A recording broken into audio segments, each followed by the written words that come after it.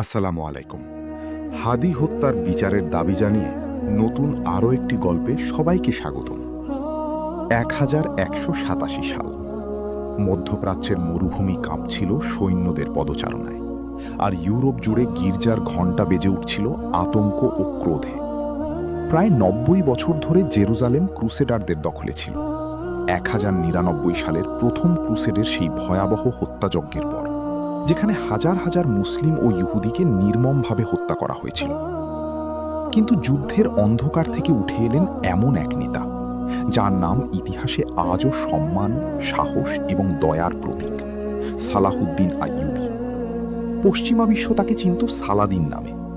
তিনি কোনো রাজবংশের সন্তান ছিলেন না কোনো সম্রাটের উত্তরাধিকারী। 1137 সালে বর্তমান ইরাকের তিকরিতে এক কুর্দি মুসলিম পরিবারে তার জন্ম। তরুণ বয়সে তিনি যুদ্ধের চেয়ে বেশি পরিচিত ছিলেন তার বুদ্ধিমত্তা, শান্ত স্বভাব এবং ধৈর্যের জন্য। কিন্তু ভাগ্য তাকে ধীরে ধীরে টেনে নিয়ে যায় মধ্যযুগের সবচেয়ে বড় সংঘর্ষগুলোর একটির দিকে, ক্রুসেড যুদ্ধের দিকে। সে সময় মুসলিম বিশ্ব ছিল বিভক্ত। বিভিন্ন শাসক নিজেদের মধ্যে লড়াইয়ে ব্যস্ত ছিল, আর সেই সুযোগে ক্রুসেডাররা পবিত্র ভূমিতে নিজেদের শক্ত ঘাঁটি তৈরি করেছিল। সালাহুদ্দিন বুঝেছিলেন একটি গুরুত্বপূর্ণ সত্য: বিভক্ত জাতি কখনোই জেরুজালেম পুনরুদ্ধার করতে পারবে না। তার চাচা শিরকুহ এবং শাসক নূর আদ-দ্বীনের অধীনে তিনি সামরিক ও রাজনৈতিক জীবনে দ্রুত উত্থান ঘটান।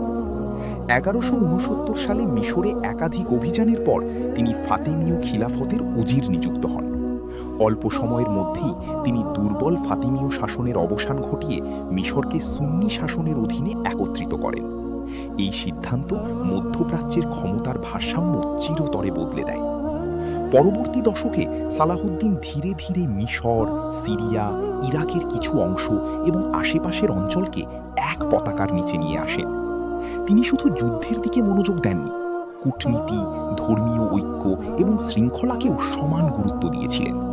তিনি মাদ্রাসা নির্মাণ করেন, শহরগুলোকে শক্তিশালী করেন এবং জনগণকে প্রস্তুত করেন সেই সংঘর্ষের জন্য যা তিনি অনিবার্য বলে মনে করতেন। সেই সংঘর্ষ শুরু হয় জেরুজালেমের ক্রুসেডার রাজ্যের বিরুদ্ধে। ক্রুসেডাররা একাধিক শান্তি চুক্তি ভঙ্গ করেছিল। বিশেষ করে আক্রমণাত্মক নাইট রেনল্ড তার সাথীও মুসলিম কাফেলায় হামলা চালিয়ে মক্কা ও মদিনার প্রতিও হুমকি সৃষ্টি করেছিল। সালাহুদ্দিনের কাছে এটি আর শুধু রাজনৈতিক যুদ্ধ ছিল না, এটি হয়ে উঠেছিল এক পবিত্র দায়িত্ব। 1187 সালের জুলাই মাসে গ্যালিলি সাগরের কাছে হাট্টিনের প্রান্তরে দুই বাহিনী মুখোমুখি হয়। প্রচণ্ড গরমে সালাহুদ্দিন ক্রুসেডার বাহিনীকে পানিবিহীন অবস্থায় ফাঁদে ফেলেন। তৃষ্ণায় ক্লান্ত ও চারদিক থেকে ঘেরা সেই বাহিনী ভেঙে পড়ে। এটি ছিল মধ্যযুগের সবচেয়ে গুরুত্বপূর্ণ যুদ্ধগুলোর একটি। জেরুজালেমের রাজা গাই বন্দী হন, আর রেনাল্ড দা সাতিওকে সালাহুদ্দিন নিজ হাতে মৃত্যুদণ্ড দেন, কারণ তিনি পূর্বের চুক্তিগুলো সম্মান করতে অস্বীকার করেছিলেন। জেরুজালেমের পথ এখন উন্মুক্ত। কয়েক মাস পর সালাহুদ্দিনের বাহিনী পবিত্র শহরের দরজায় পৌঁছে যায়। মুসলিমরা এখনও মনে রেখেছিল 1099 সালের সেই রক্তাক্ত হত্যাকাণ্ডের কথা, যখন ক্রুসেডাররা শহরের রাস্তাকে রক্তে ভাসিয়ে দিয়েছিল। ইউরোপ ভেবেছিল এবার প্রতিশোধ আসবে, কিন্তু সালাহুদ্দিন ভিন্ন পথ বেছে নিলেন। 1187 সালের অক্টোবরে শান্তিপূর্ণ আত্মসমর্পণের পর তিনি সাধারণ মানুষকে রক্ষা করেন। খ্রিস্টানদের মুক্তিপণ দিয়ে নিরাপদে চলে যাওয়ার সুযোগ দেওয়া হয়, আর বহু দরিদ্র পরিবারকে কোনো অর্থ ছাড়াই মুক্তি দেওয়া হয়। গির্জাগুলো অক্ষত রাখা হয় এবং পবিত্র স্থানগুলো সুরক্ষিত করা হয়। তার এই দয়া মুসলিম ও খ্রিস্টান উভয় বিশ্বকেই বিস্মিত করেছিল। এমনকি ইউরোপীয় ইতিহাসবিদরাও পরে তাকে একজন সম্মানিত ও মহৎ প্রতিপক্ষ হিসেবে বর্ণনা করেন। জেরুজালেম পতনের খবর ইউরোপ জুড়ে আগুনের মতো ছড়িয়ে পড়ে। শুরু হয় তৃতীয় ক্রুসেড। ইউরোপের শক্তিশালী রাজারা যুদ্ধে যোগ দেন, যার মধ্যে ছিলেন ইংল্যান্ডের রাজা রিচার্ড প্রথম, যিনি রিচার্ড দ্য লায়ন হার্ট নামে পরিচিত। এরপর শুরু হয় ইতিহাসের সবচেয়ে কিংবদন্তিতুল্য প্রতিদ্বন্দ্বিতাগুলোর একটি। যদিও তারা কখনো সরাসরি মুখোমুখি হননি, তবুও রিচার্ড এবং সালাহুদ্দিনের মধ্যে গড়ে ওঠে পারস্পরিক শ্রদ্ধা। রিচার্ড সালাহুদ্দিনের উদারতা ও সামরিক দক্ষতার প্রশংসা করতেন, আর সালাহুদ্দিন সম্মান করতেন রিচার্ডের সাহসকে। একবার রিচার্ড অসুস্থ হয়ে পড়লে সালাহুদ্দিন তার জন্য ফল, বরফ এবং নিজের ব্যক্তিগত চিকিৎসক পাঠিয়েছিলেন বলেও ঐতিহাসিক বিবরণে উল্লেখ আছে।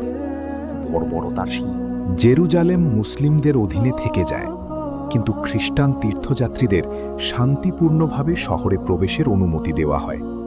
বছরের পর বছর রক্তপাতের পর এটি ছিল এক বিরল সমঝোতা।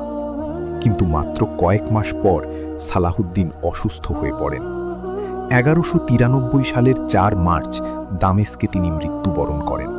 তার বয়স ছিল মাত্র 55 বছর। ইতিহাস বলে মৃত্যুর পর তার রাজকোষে খুব সামান্য সম্পদ পাওয়া গিয়েছিল। বিশাল সাম্রাজ্যের সেই শাসক নিজের অধিকাংশ সম্পদ দান করেছিলেন দরিদ্র ও জনকল্যাণে। তার মৃত্যুতে মুসলিম বিশ্ব শোকাহত হয়েছিল, আর বহু খ্রিস্টান ইতিহাসবিদও তার প্রশংসা করেছিলেন। শতাব্দীর পর শতাব্দী পেরিয়ে গেলেও সালাহুদ্দিন আইয়ুবীর নাম আজও ন্যায় বিচার, বিনয় এবং নেতৃত্বের প্রতীক। তার গল্প শুধু যুদ্ধ বা বিজয়ের গল্প নয়, এটি বিভক্ত জাতিকে একত্রিত করার গল্প, নিষ্ঠুর সময়ে দয়ার গল্প এবং প্রতিশোধের যুগে মানবতার গল্প। ক্রুসেড ইতিহাসকে বদলে দিয়েছিল, কিন্তু সেই রক্তাক্ত যুগের অসংখ্য রাজা ও যোদ্ধাদের মধ্যে সালাহুদ্দিন আজও স্মরণীয়, কারণ তিনি শুধু জেরুজালেম জয় করেননি, তিনি জয় করেছিলেন মানুষের হৃদয়।